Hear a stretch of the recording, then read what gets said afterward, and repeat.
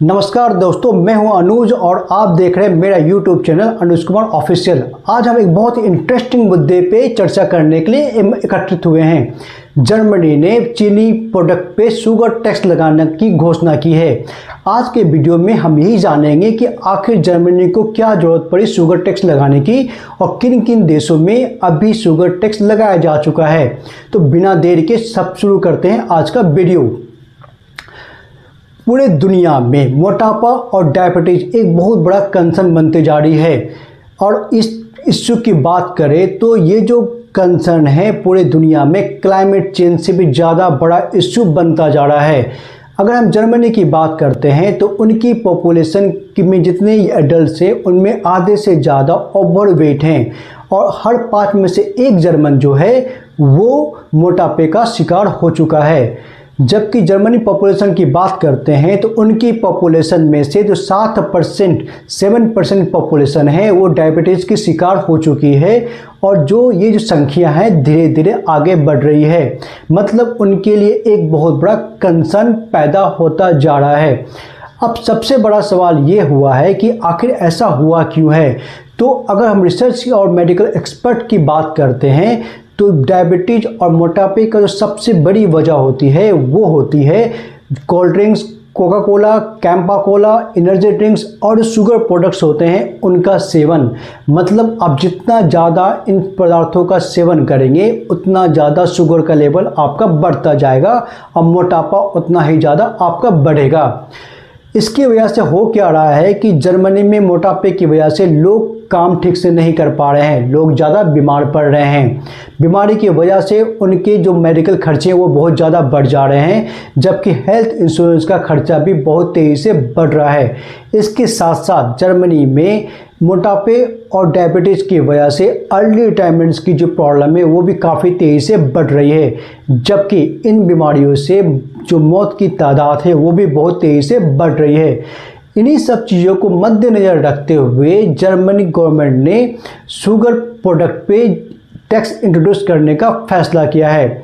अगर हम WHO की बात माने तो WHO ने 2016 में ही सारे देशों को रिकमेंड किया था कि शुगर रिलेटेड जितने प्रोडक्ट हैं उन पर टैक्स लगाया जाए, जिससे जो कंजप्शन है, जो शुगर रिलेटेड प्रोडक्ट्स उसका कंजप्शन कम हो और पूरे दुनिया में मोटापा और डायबिटीज़ की समस्या जो है वो कम हो जाए। तो ये तो थी ये बात कि आखिर जर्मनी ने टैक्स क्यों लगाया।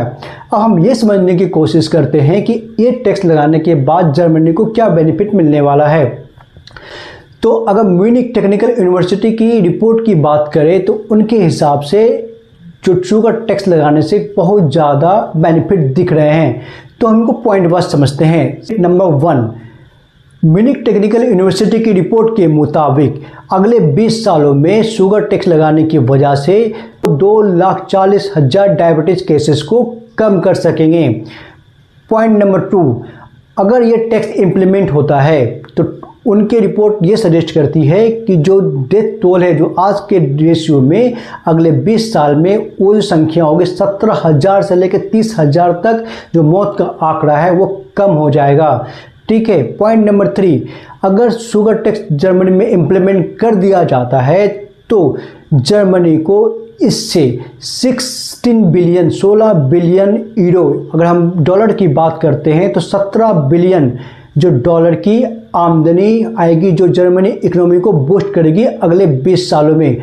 अगर हम सिर्फ हेल्थ सेक्टर की बात करते हैं तो इससे जर्मनी की इकोनॉमी को 4 बिलियन यूरो, या हम डॉलर में कन्वर्ट करते हैं इसको तो 4.2 बिलियन डॉलर की जो रकम जो है इकोनॉमी को, वो हेल्थ सेक्टर की इकोनॉमी को जर्मनी को बूस्ट करेगी। ये तो हुई पैसे की बात, लेकिन इससे इम्पोर्टेंट जो सबसे बड़ा फ़ायदा जर्मनी को ये मिलेगा, इसके वजह से जो डायबिटीज़ और मोटापे की वजह से जो लोग ठीक से काम नहीं कर पा रहे थे, जो लोग ज़्यादा बीमार पड़ रहे हैं, वो संख्या घटेगी। तो इससे लोग काम भी इफेक्टिवली कर पाएंगे और अल्टीमेटली उनकी इकोनॉमी को बूस्टअप ही मिलने वाला है। तो इस पूरे शुगर टैक्स को अगर देखते हैं तो इससे जो है जर्मन पर्सन्स को फ़ायदा ही मिलेगा। इसके साथ साथ अगर हम जर्मनी के एडल्ट्स की बात करते हैं, जो यंग जनरेशन्स की बात करते हैं, तो उनमें जो कोल्ड ड्रिंक्स है, जो कोका कोला है, और जो एनर्जी ड्रिंक्स है उनको जो पीने की जो ललक है बहुत ज़्यादा होती है। तो इससे क्या हो रही है, जो न्यू जनरेशन से उनको भी बीमारी जो है वो पकड़ रही है, उनमें जो ओबेसिटी की समस्या पैदा हो रही है। लेकिन ये शुगर टेस्ट इम्प्लीमेंट करने के बाद जर्मनी के यूथ में के जो हेल्थ में भी बहुत सुधार होगा, जो अल्टीमेटली जर्मनी की इकोनॉमी को ही बूस्ट करने वाले हैं। ठीक है, अब हम ये समझते हैं कि अब तक किन किन देशों में इस तरह के टैक्स इम्प्लीमेंट किए जा चुके हैं। अगर हम WHO की रिपोर्ट की बात माने तो अभी तक 50 से ज़्यादा कंट्रीज़ में शुगर टैक्स लगाया जा चुका है, जिनमें जो मेजर कंट्रीज है वो है Britain, France, Mexico, Spain, Poland, Bharat, south Africa और सऊदी अरेबिया। नॉर्वे जो है दुनिया का पहला देश था जिसने शुगर रिलेटेड प्रोडक्ट पे टैक्स लगाया। 1922 में नॉर्वे ने सबसे पहले शुगर टैक्स को इम्प्लीमेंट किया अपने देश में मोटापे की बढ़ती समस्या को रोकने के लिए। नॉर्वे में जो टैक्स की लिमिट है शुगर प्रोडक्ट पे वो एक टाइम में 80% तक कर दी गई थी। एक वहाँ पे बहुत इंटरेस्टिंग बात ये हुआ करती थी कि नॉर्वे और स्वीडन का बॉर्डर जो है वो सटा हुआ होता है। इससे क्या होता था, जिन लोगों को चॉकलेट्स खाने होते थे वो नॉर्वे से स्वीडन चले जाते थे, वहाँ से चॉकलेट लेके आते थे और खाते थे। अल्टीमेटली नॉर्वे का टैक्स जो था वो शुगर प्रोडक्ट की कंजप्शन पे तो रोक लगा रहा था, उनकी बिक्री को कम कर रहा था, बट स्वीडन की इकोनॉमी को चॉकलेट के रूप में रेवेन्यू दे रहा था। अगर हम मैक्सिको की बात करते हैं तो मैक्सिको में पर लीटर 1 पैसों का टैक्स लगता है, जो लगभग 10% होता है। जब मैक्सिको ने इस टैक्स को इम्प्लीमेंट किया तो उसके वजह से जो शुगर रिलेटेड प्रोडक्ट जो थे, जो ड्रिंक्स थे, उनका रेट बढ़ गया और लोग जो है ऑटोमेटिकली शिफ्ट कर गए फ्रूट जूस की तरफ। इससे उनकी इकोनॉमी को बूस्टअप तो मिला ही, और साथ साथ ओबेसिटी और डायबिटीज़ की समस्या भी कम हुई। अब हम आते हैं भारत की ओर। भारत में जो टैक्स है दुनिया में सबसे ज़्यादा है, मतलब आज के डेट में भारत में 28% GST जो एनर्जी ड्रिंक्स और जो शुगर रिलेटेड जो ड्रिंक्स है उस पर लगाए जाते हैं। तो इस तरह से हम देखें तो अपने देश में भी शुगर टैक्स लगाया जा चुका है, बट लोगों को इसकी अवेयरनेस नहीं है इतनी। हम लोग तो सिर्फ खरीदते हैं और खाते जाते हैं। ठीक है, ब्रिटेन एक ऐसी कंट्री है जहां पे शुगर टैक्स को 2 टायर में बांटा गया है। ब्रिटेन में 2018 में शुगर टैक्स लगाया गया था। उसने इस पूरे सिस्टम को 2 टायर टैक्सेशन सिस्टम में बदल लिया। इस सिस्टम में क्या होता है, ब्रिटेन जो है 18 पेंस का टैक्स लगाती है पर लीटर, जबकि अगर किसी ड्रिंक में जिसकी मात्रा 1 लीटर से ज़्यादा हो जाती है तो वहाँ जो टैक्स का अमाउंट है 24 पेंस पर लीटर तक चला जाता है। तो इसको 2 टायर सिस्टम बोलते हैं। इसके वजह से ब्रिटेन में जो कोल्ड ड्रिंक्स थी उनकी जो खपत है वो रैपिडली ड्रॉप हो जाती है। अगर लास्ट 3 साल की बात करें तो ब्रिटेन में जो शुगर लेवल, जो प्रोडक्ट में जो शुगर लेवल की मात्रा थी वो 29% तक घट गई है। ठीक है, अब एक नज़र डालते हैं पूरे यूरोप के हालचाल पे कि वहाँ पे ओबेसिटी की समस्या कितनी बड़ी है।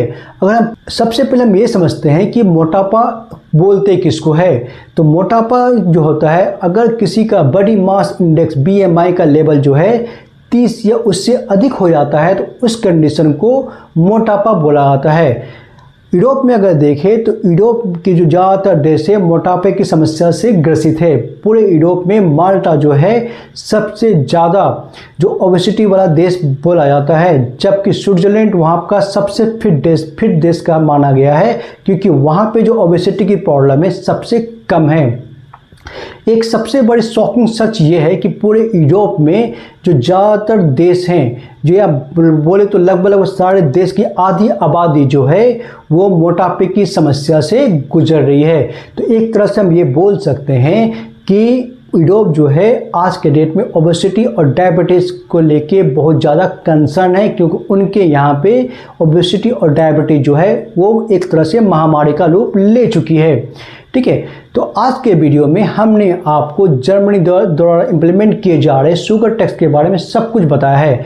अगर आपको हमारी ये वीडियो अच्छी लगी हो, इन्फॉर्मेटिव लगी हो, पसंद आई तो हमारे चैनल को लाइक करें, शेयर करें और सब्सक्राइब करना बिल्कुल भी ना भूलें।